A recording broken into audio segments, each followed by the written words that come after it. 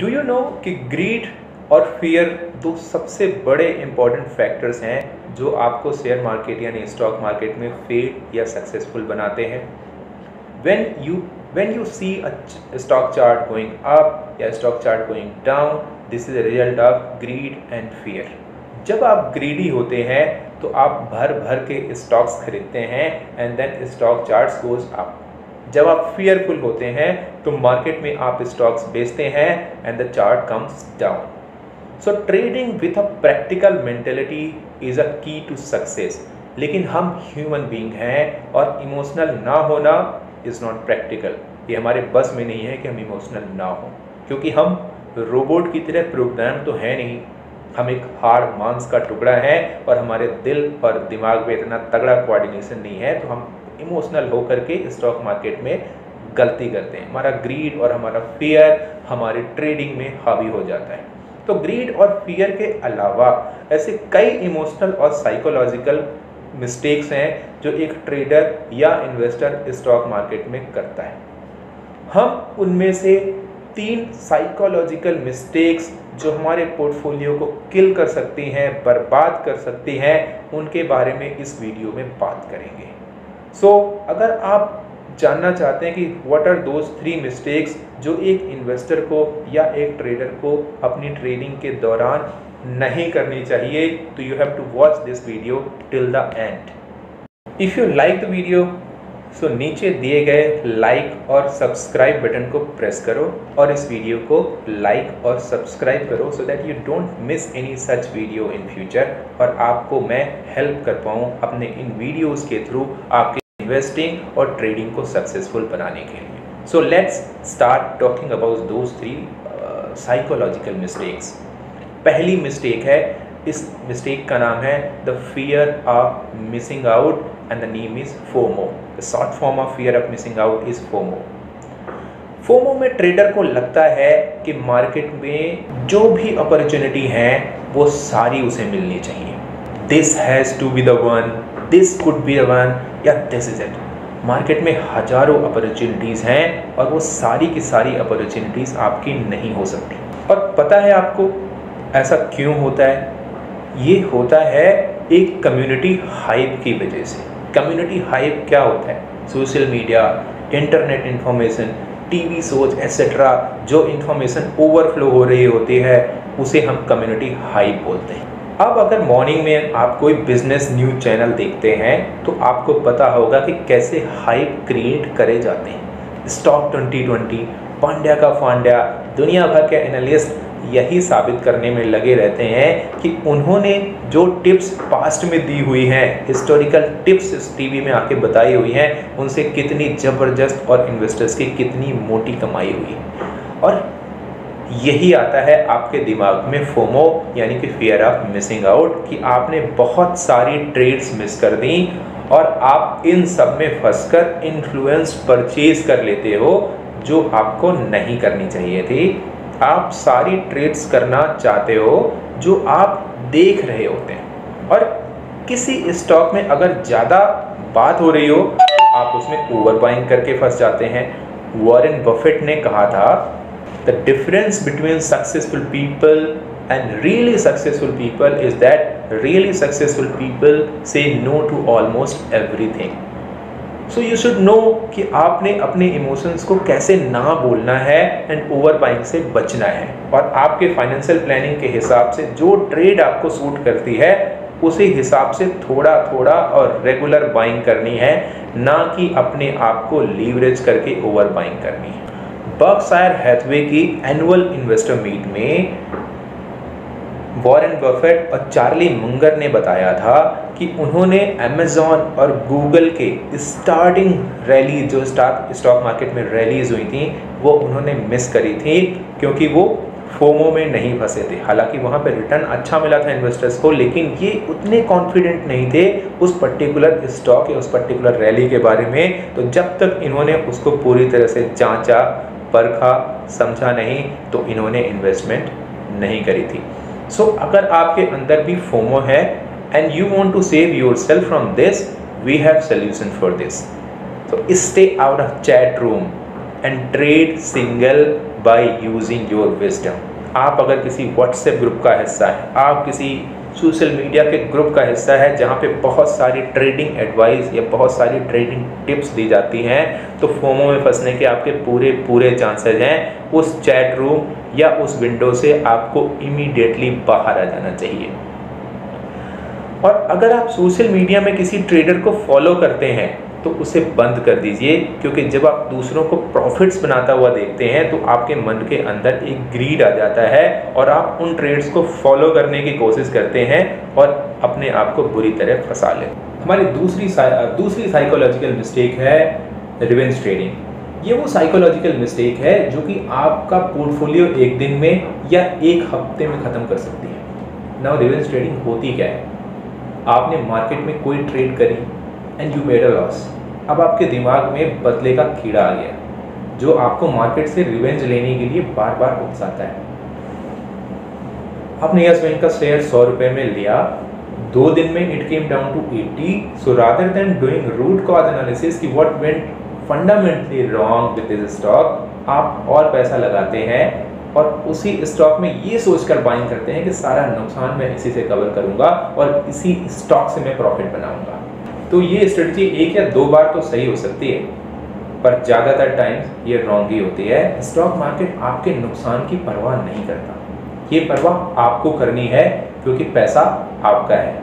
और अगर आपने ऐसा नहीं किया तो आपका ट्रेडिंग अकाउंट खाली होने में देर नहीं लगेगी। तो अगर रिवेंज ट्रेडिंग की साइकोलॉजी आपको नुकसान पहुंचा चुकी है तो I have solutions for you. पहला solution, trade in smaller size, use logic over emotions. तो ट्रेड इन स्मॉलर साइज का मतलब क्या है?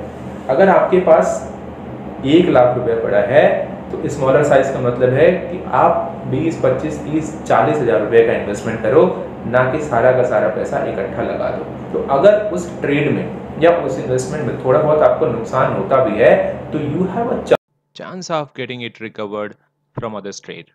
So always try and trade in a smaller size, ना कि आप बल्क में बाई करो।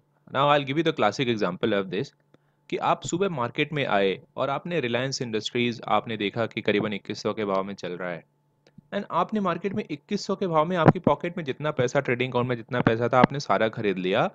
अब अगर मार्केट में कोई दूसरी अपॉर्चुनिटी आती है, सपोज आपको भारती एयरटेल या एनीवे XYZ कंपनी बहुत ही अच्छे भाव में किसी न किसी रीजन की वजह से मिल रही है, now you don't have that capital to invest और आप उस अपॉर्चुनिटी को भुना नहीं सकते।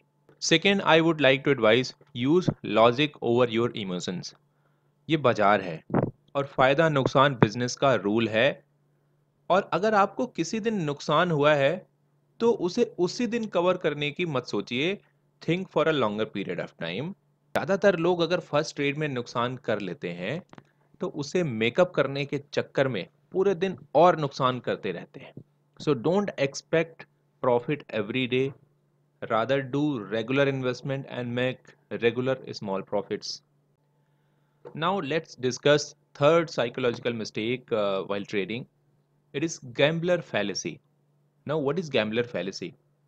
The gambler fallacy is a situation in which a gambler believes that a string of past event will change the probability of future events occurring. अगर मैं इसको बहुत ही लेमैन और सिंपल सी लैंग्वेज में बताना चाहूँ तो कभी आपने घर पे यार दोस्तों के बीच हेड टेल यानी टॉस करने की कोशिश करते हैं, तो जनरल साइकोलॉजी ये होती है कि अगर पहली बार सिक्के में हेड आया है और दूसरी बार भी हेड आया है तो हमारी दिमाग में एक कैलकुलेशन चलती है, दिमाग में प्रोबेबिलिटी चलती है कि now I should ask for tail, because 2 बार ऑलरेडी हेड आ चुका है तो इस बार टेल आने की उम्मीद है। जबकि इस बार सिक्के में हेड आएगा या टेल आएगा वो पिछली बार सिक्के में हेड या टेल आया था उस पर डिपेंड नहीं करता, because it's a normal flip और सिक्का किसी भी तरफ गिर सकता है, हेड भी आ सकता है, टेल भी आ सकता है। तो फ्यूचर के, पास्ट के जो इवेंट हो चुके हैं उनका फ्यूचर के इवेंट में कोई भी असर नहीं होता, लेकिन हम ये फिर भी सोचते रहते हैं कि पास्ट के इवेंट्स हमारे फ्यूचर के अकरिंग्स को डिसाइड करते हैं या अफेक्ट करते हैं। So this phenomena is called gambler fallacy. Now I'll try and explain in another way that how does actually gambler fallacy work. So coin flips are the most common example of the gambler fallacy. For instance, in a game of heads or tails, many people will bet on the tails if there have been several heads in a row. But in the concept applies to other forms of gambling and in turn investing. For example, let's say you make a bet on whether your favorite football team will win or lose. You bet that they will win, and you are right. Before the second game, you bet again and the team will win, and you turn out to be right again. This continues 5 more games, and now the team is sitting on 7-0. Now you start thinking, what are the chances that this team wins 7 times in a row? The next one has to be a loss. You think, so you bet against the team, but the team wins again. It is natural to see that string of wins and think that the streak cannot go on forever, but that is the gambler's fallacy. In reality, each win has nothing to do with the previous wins. That is, the first win has absolutely no influence on how the third or fifth game will turn out. Accordingly, it is perfectly rational to continue betting on wins if that is what you are inclined to do. Suppose India और बांग्लादेश के बीच में कोई 5 matches की cricket series हो रही होगी और पहले 3 मैच इंडिया जीत चुका है, तो गैम्बलर फैलेसी में क्या लगने लगता है किसी आदमी को कि भाई 3 बार ऑलरेडी ये जीत चुके हैं, तो चौथी बार या पांचवी बार इनकी प्रोबेबिलिटी है कि ये हार जाएंगे। जबकि चौथे या पांचवें मैच में पिछले 3 मैचों में या 4 मैचों में क्या हुआ है उसका कोई फर्क नहीं पड़ता। उस मैच में who so ever is more skilled, जिसके प्लेयर्स ज्यादा अच्छा खेलते हैं उसकी जीतने की संभावना है, ना कि इस चीज की संभावना है कि एक टीम ऑलरेडी 3-4 मैच लगातार जीत चुकी है तो चौथा या पांचवा मैच हार जाएगी। Now let's understand why does gambler fallacy matter. So if you substitute a stock for football team in the previous example, you will see why the gambler fallacy is prevalent in investing too, where investors often think that when a stock is reporting positive earnings quarter after quarter and its stock price is climbing day after day, that the streak cannot go on forever. Consequently, many investors believe that yesterday's events will determine today's event and start to sell the stock in those situations. In reality, they may be getting out too soon. Trading एक number game है और आपको in psychological mistakes को इस game से दूर रखना पड़ेगा और अपनी ट्रेडिंग को नंबर्स के हिसाब से ही करना पड़ेगा। ये नंबर्स क्या है? ये नंबर्स हैं quarterly results, profit margins, interest outgo, future business projection etcetera. Finally, stock market emotionally weak लोगों की जगह नहीं है। कम फुली प्रिपेयर्ड हियर। अगर आपको ये वीडियो पसंद आया तो please subscribe and like it. Thank you for watching India state things.